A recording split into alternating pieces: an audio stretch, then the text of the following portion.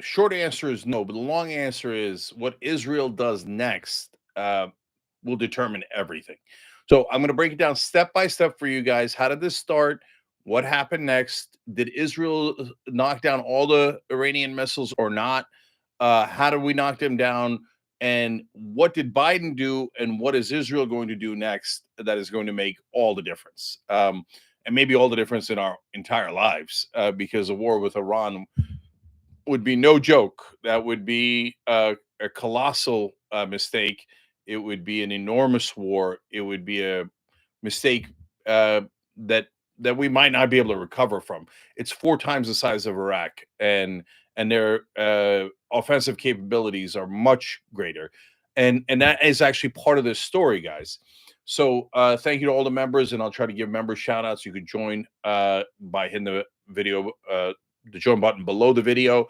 And guys, remember, digital media is a graveyard at this point. Almost all the companies have gone under. We're one of the few companies that are still out here. And the only reason for that is because of you guys. Everyone who's a member makes this show possible. So I appreciate you guys so much. And I'll try to give you guys shout outs if you join as I'm doing the video live and also for super chats. Okay. So now what happened was Israel first bombed Iran's consulate in Syria, killing one of the top Iranian generals and seven top Iranian Revolutionary Guard commanders at the same time. Consulate or embassy is the equivalent of striking on home soil.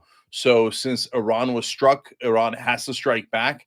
Otherwise, they will look awful internally to their own domestic audience. And every leader in every country has to appease their own domestic, even citizens, even if it's not voters, even if it's not a great democracy. The Ayatollah in Iran and the mullahs, etc., are always worried about a revolution in Iran because they're not very popular to begin with. They got into power through revolution, and so they're always trying to tamp that down. So they're trying to play it uh, to their base as well. So they had to strike back. Now the question is, how did they strike back? And the good news is they struck back in a way that it appears they knew was not going to be effective. And that's good news. So if they struck Israel from bombs and missiles that were closer to Israel, and you saw the damage that Hamas did on October 7th.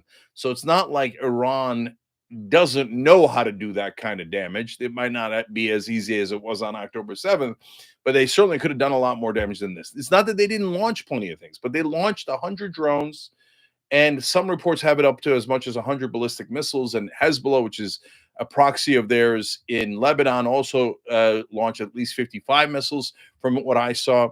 But they launched them in a way that they telegraphed the move. Like the drones took hours to get there. I did a live video in the middle of the drones after they had been launched, but before they had been arrived in Israel and had been knocked down yet. So to me, it looks like Iran was saying, hey, we are striking back so hard. Look, our local population, we have sent hundreds of missiles to go get the bad guys. Meanwhile, America and Israel understand we're not really striking back that hard because we don't want a wider war. So I'll give you a couple of hours advance notice to knock them down. So how much of them did we knock down? Israel, U.S., etc. Well, there is no etc. It's Israel and the U.S. Iron Dome, which we gave them, is their defensive capabilities. Plus, they're shooting down their missiles with defensive missiles, and we were participating as well. And it looks like we shot down about 99% of them. Wow. Okay. So look, this is part of why Israel feels invincible. I love that we played defense here. I don't want any civilians getting killed. So the fact that there were no Israeli casualties, I think, is a terrific thing. Never blame the civilians. Never, cheer on any harm to any civilians in any country. It's the leaders that start the wars. It's the leaders that create this conflict that drag all of us down with them. Right. So good. I'm glad we helped Israel avoid casualties. That's not the question. The question is, are we going to go on the offense? And so Iran did their part by basically launching something that was a weak sauce attack meant to appease local politics. And so at the same time, they say, understand, we're striking back because Israel hit us. But if Israel hits us again, then we're going to actually hit you. So now you could say, oh, I don't believe them. I think they're weak. Oh, who cares? Israel's invincible. Let's go start a giant war because there'll be no downside. And that's why I worry about the seeming invincibility, because I think it's a mirage. I think drones launched from near Israel rather than hundreds of miles away from Israel will do a lot more damage. And can they get them near Israel? Of course they can, of course. And as I told you yesterday in the video, they, you know, Turkish drones decimated the Russian military when they first did their invasion and had the 40 miles of tanks and the, you know, I was going to say rinky dink, but they're not necessarily rinky dink, but like not the most sophisticated equipment in the world. Normal drones that Ukraine bought from the Turkish government just obliterated those Russian tanks and the giant advantage that they thought they had. So I think that Iran could do a lot more damage. I'm a little worried that knuckleheads like Netanyahu thinks that Israel is invincible when they are not, right? But for the moment being, so far, okay, we're not at war. And if things end here, it'll be relatively fine, right? Of course, the number one thing we're worried about now is what is Biden's reaction going to be in the US and what is Israel's reaction going to be? So in the US, we have our usual idiots, and I just did a video about that.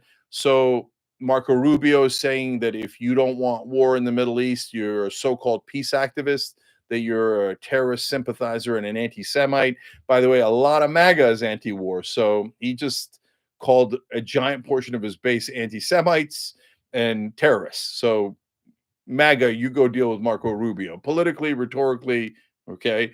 Come get your boy, in other words. Now, of course, John Bolton, Lindsey Graham are trying to start a war. They're neocons.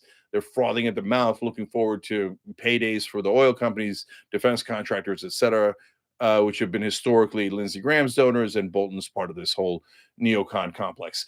Fetterman has been a giant disappointment. He went on TV today saying that he's criticizing Biden. He's wagging his finger at Biden. We should be going on the offense. There's a lot of adjectives you could fill in for John Fetterman. But this guy pretended to be a progressive, and now he's a full-blown neocon, demanding nearly World War III in the Middle East because he's taking AIPAC money. So you know who John Fetterman is now.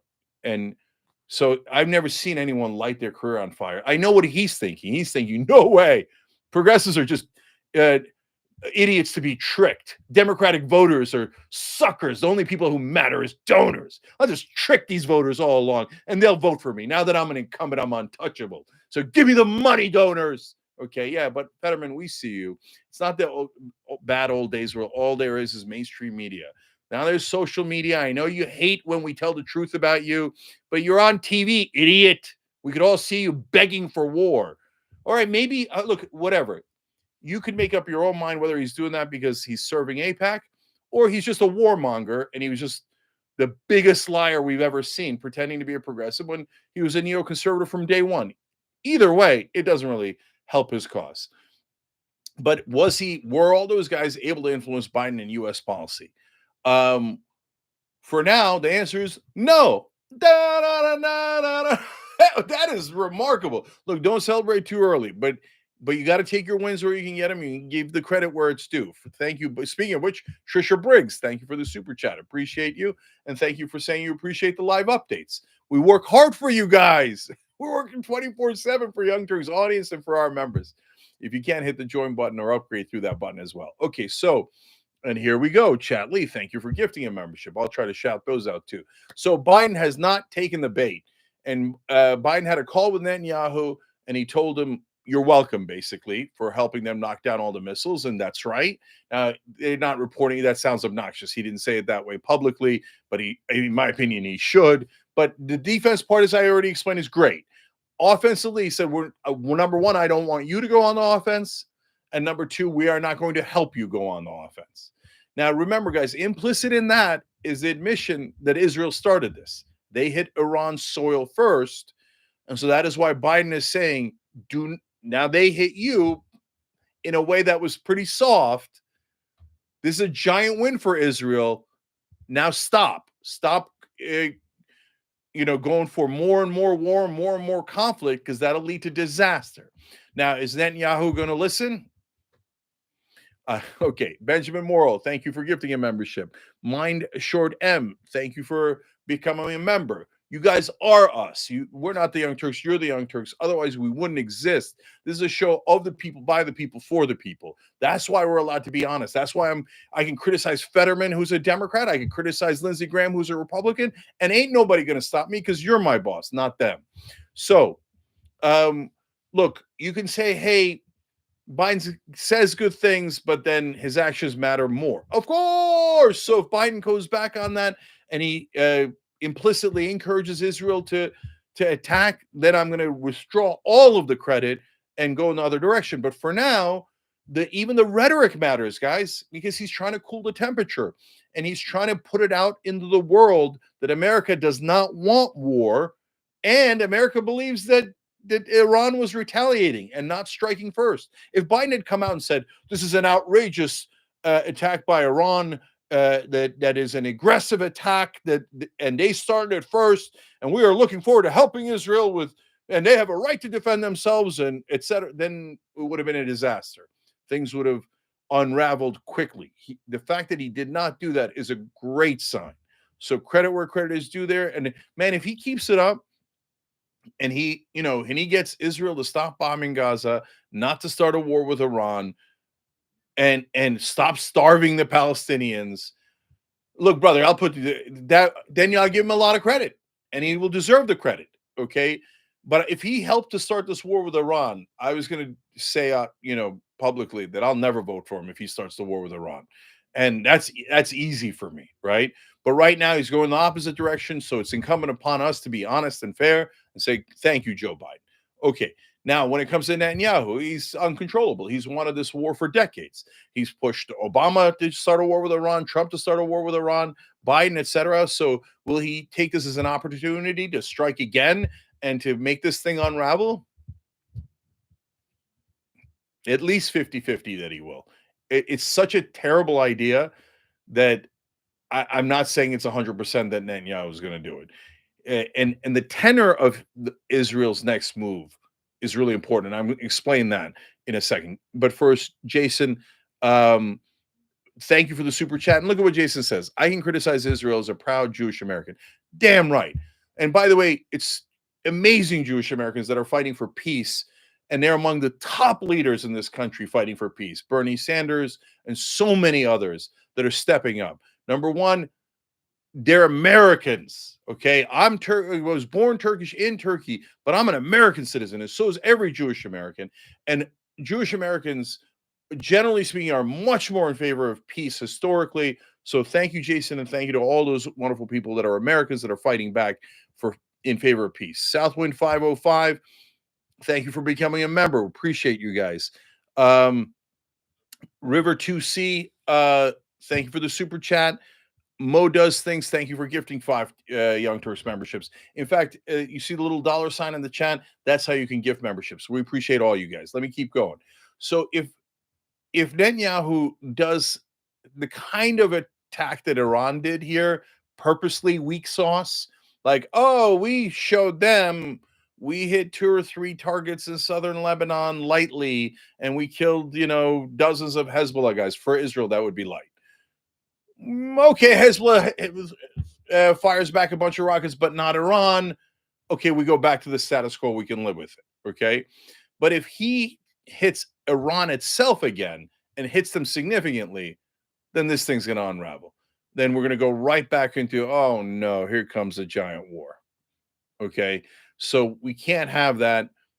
And that's so if Netanyahu does that, he will be 100% responsible for the war. Because as we stand now, if Israel's so-called retaliation of Iran's retaliation is relatively light, we'll go back to the status quo, which is already horrific, with 1 million Palestinians starving, 33,000 dead, 85% of the population displaced, and we'll go back to focusing on those horrors, but we'll have avoided a much larger war, okay?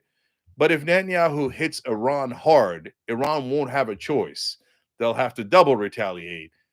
and then things unwind, and all the warmongers go back on TV. By the way, Roger Wicker was pushing for a war yesterday. He's a Republican. MAGA, come get all your boys, man. MAGA, this is your opportunity. If you're actually anti-war, just show it right now. But if you encourage Lindsey Graham, Roger Wicker, all these guys, and Marco Rubio to start a war in the Middle East, don't come tell us you're anti-war later. Okay, this is the time to prove yourself. Because when MAGA goes to get their politicians, they actually get them. I wish progressives had that kind of power within the Democratic Party, right? So everyone who's anti-war, this is go time, okay? Make sure those politicians don't start wars. And because once things start and they're actually killing civilians back and forth in huge numbers, we won't ever be able to unwind it. Because what are the leaders of Iran going to do? Oh, Israel murdered now 1,000 Iranians, 10,000 Iranians, but we're going to be their dogs and give in to them. No, they're going to have to start a giant war. So Israel, I never beseech Netanyahu and the far right government of Israel in the same ways that I don't beseech Hamas. It's useless. Netanyahu is not a guy you can reason with. And Hamas are not people that are going to listen to any of us. And Cenk had a logical point on Young Turks. Well, you know what? We won't do what we're going to do. That's not a thing that they're going to do. So let's all cross our fingers that Biden, Benny Gantz inside Israel, and all the peace activists, not just the peace activists, but all the people who are against Netanyahu, which is a much larger number in Israel, that all those forces are able to restrain Netanyahu's government in Israel. If they restrain them now, we'll be, back to, like I said, the terrible status quo, but not the disastrous future we could have. If they can't restrain them, we're all screwed. Because then America will have defend Israel, go on their side, and then we're going to have to send ground troops, and then terrorism is going to start all over the globe. So war with Iran would be the biggest disaster of our lifetimes. So far, credit to Joe Biden for avoiding it.